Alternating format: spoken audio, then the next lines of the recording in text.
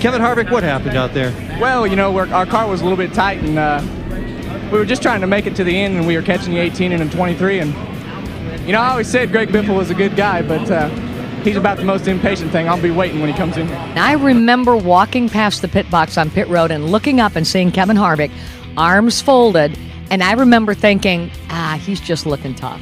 Then I remember walking down pit road, and I remember walking up to Greg Biffle after the race and extending my microphone. And as I put my microphone out, Kevin Harvick came flying over my shoulder at Biffle's throat. And I was on the TV for a second, and then I was gone, and no one saw me. I was down in the bottom of the pack, and it has to be one of my greatest memories ever.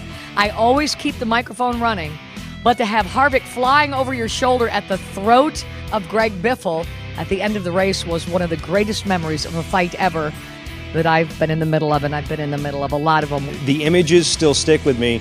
Kevin Harvick, I think he got some air. He came off, you know, in wrestling, they come off the turnbuckle. He came off the top of the car and kind of flew through the air and dove at Greg Biffle. It was an interesting moment, certainly one of those that you never forget. Kevin and Biffle, they got to rubbing real hard and bumping, and kind of got to talking to each other after the race. So that got a little exciting. The fans loved that. Biffle knew that he couldn't fight back. I've had interviews with Biffle since then about the fact that he had been penalized, and he knew that he had to stand there as Harvick went after him. So I remember that Biffle didn't reciprocate. He did not go back after Harvick, because that would have really been a mess, but he didn't. He just stood there. I watched Kevin Harvick, after a nationwide race, do a Jimmy Superfly Snuka impersonation. And he ran off the hood.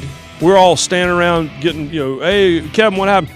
Or Greg, what happened? And Kevin came off the hood of the car, literally came off the hood of the car like airborne. Like, it was like a spider monkey. It's like he descended upon us, and it was tremendous. But it was like watching the old NWA Monday Nitro.